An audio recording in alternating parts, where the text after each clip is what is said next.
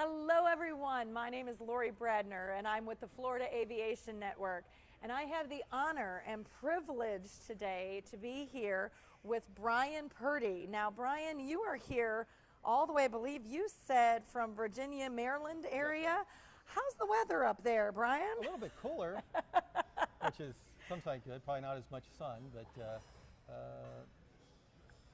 you make do with wherever you are. Exactly. Yeah. Well, we're here today, and Brian, I want to first say thank you to you for coming to Sun and Fun. We're celebrating our 41st year here, which is just awesome.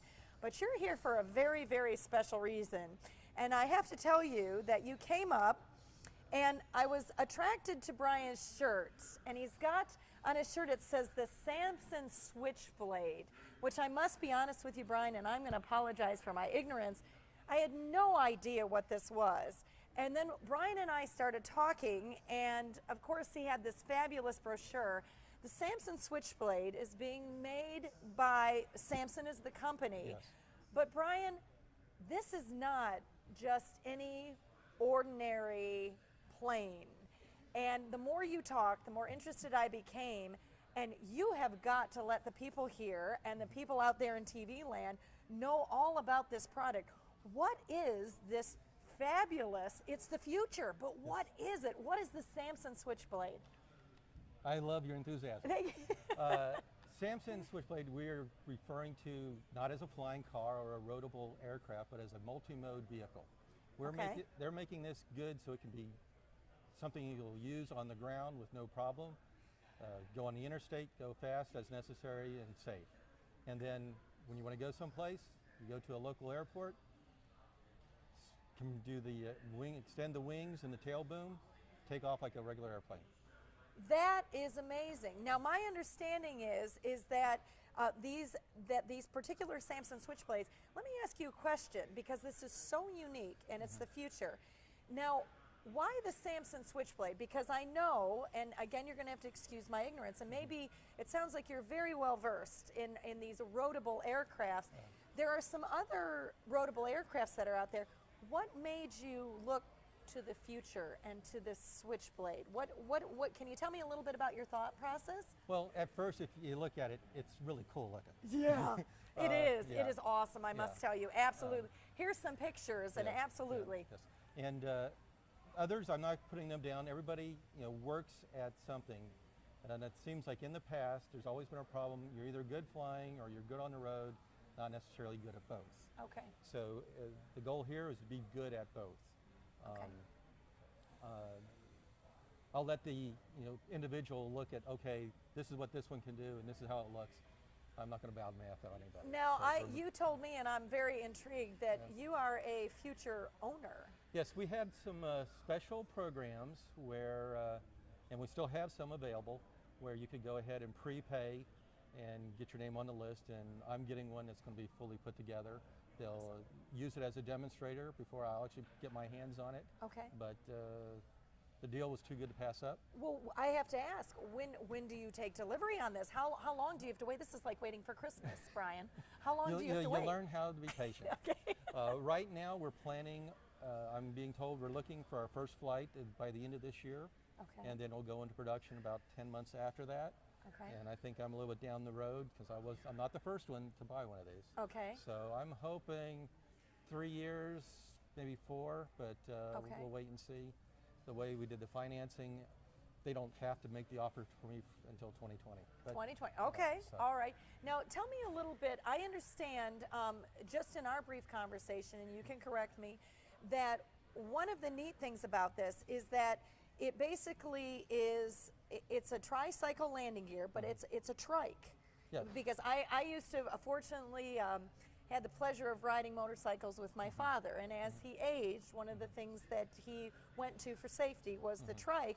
And I also understand that the actual fuselage was modeled after the Ferrari. I believe that's, I was reading about that. It looks like it, it looks fabulous. Can you tell us a little bit just about, from what you know as a future owner, about the mechanics? You said that the wings fold in. Can you talk a little bit about that? It's a 3-wheel motorcycle, primarily because of less regulations for motorcycle being certified on the road. Right. The wings are in a clamshell that are underneath the cabin, as you say. Awesome. And so, it's protected in that clamshell from road debris and everything else. Okay. The last thing you need is dents on your wing. Right. There are different versions being a kit. You can either crank it out, or I think some of the more high-end versions will have electric motors to bring out the wings from forward to the back. Okay. The nice thing about that also is you're moving forward. The wind is also going to hold the wings back in place. Right. The tail boom extends also, either electrically or crank, and when it is stowed, it's covering the pusher prop as an extra safety measure. Okay. Due to some of the wind tunnel testing they did, they redesigned the tail from the original design, so it made it more of a high T-tail. Okay. So from what I understand, I gave it a little bit more authority also for that aspect. Recently, they just did some modifications, found that they had some extra room, so they're increasing the fuel size from like 20 gallons to 23, and if they can find some more, maybe bring it up to 25 gallons. Okay. And with that, we're looking at ground mileage, about 40 miles per gallon. I was just going to ask you that. And then right now, we're looking at about 9 gallons per hour in the air. Okay. We're looking 300, 350 miles legs. So it's like, okay, enough time. Okay, go land. It's going to use auto gas premium when they have the supercharger. So you don't necessarily have to pay airport prices. You say, okay, I'm going off to Burger King. Oh, there's a gas station. That's a good deal. Just fill it up? Yeah, yeah. No. And one of the big things we had other owners write in with testimonials. Right. Mine was, okay, I want to avoid traffic and tolls. But another one, more important, I think, was the safety issue. Please, tell us. So many times, us pilots, okay, we got our plane to get from here to there, and we don't want to stop in between, whether it's weather or anything else. With this, I want to be on the safe side. I can land there.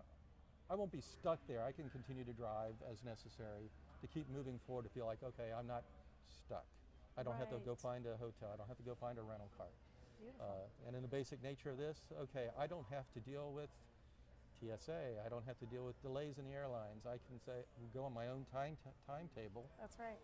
Okay, I'm ready to go. I got everything packed up. Okay, nearest airport. Okay, I'm over there. I take off. I'm going. Awesome. And don't have to run for the airport and stuff like that. Now let me ask you a question. Where did you first hear about this? Where did you first hear? Because I know, again, they did a test flight on July 14th of 2012. It was a quarter scale model, and they did a test flight.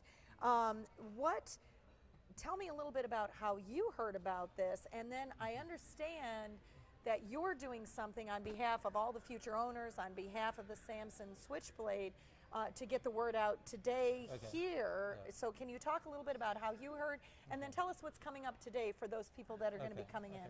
Actually, I only learned about it probably end of 2013.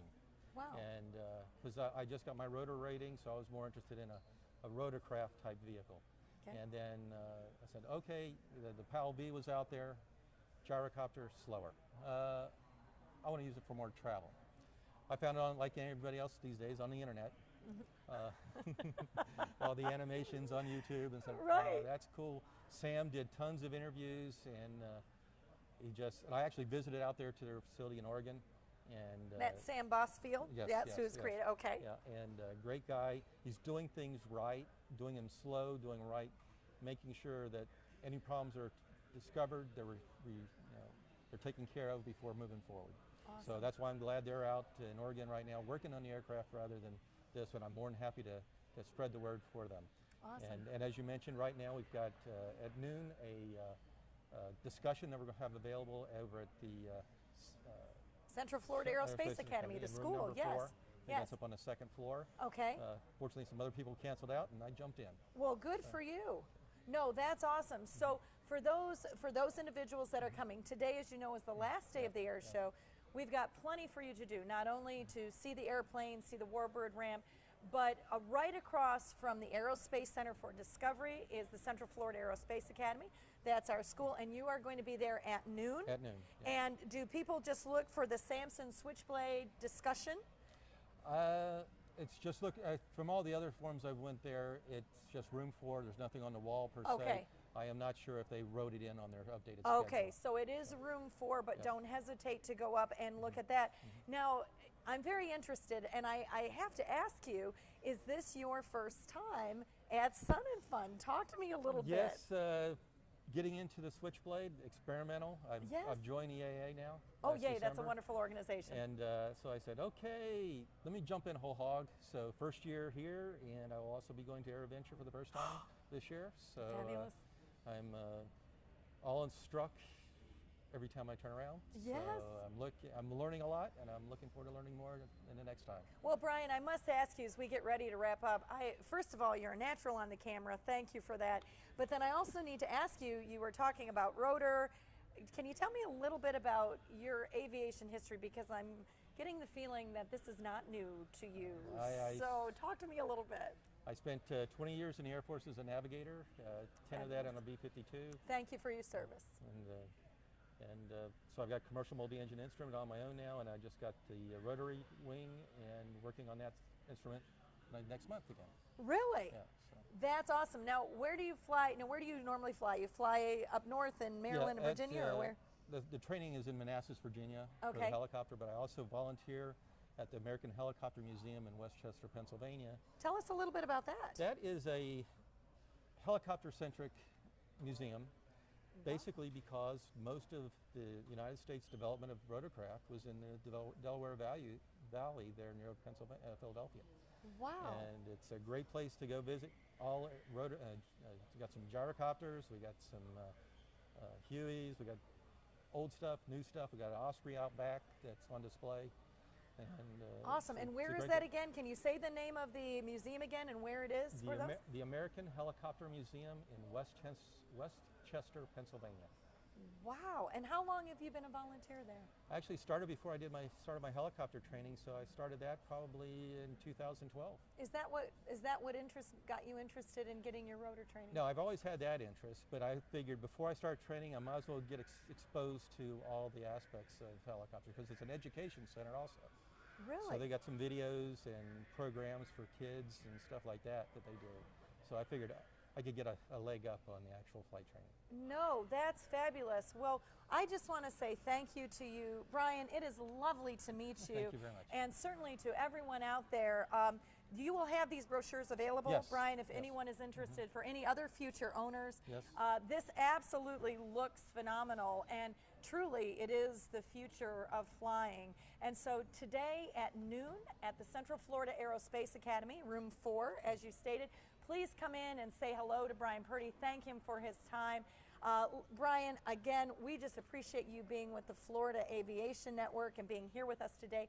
Thank you for seeking us out to tell us about this fabulous flying machine. That's awesome. We appreciate it. And welcome for the first time to Sun and Fun, our 41st anniversary. Now, I have to ask you, Brian, are you going to come back next year? Yeah, I'm planning to, especially since I grew up in Gainesville. It's like I can do multiple things. And actually next year, the last day's on my birthday. Oh, fabulous. So go Gators. Yay, go Gators.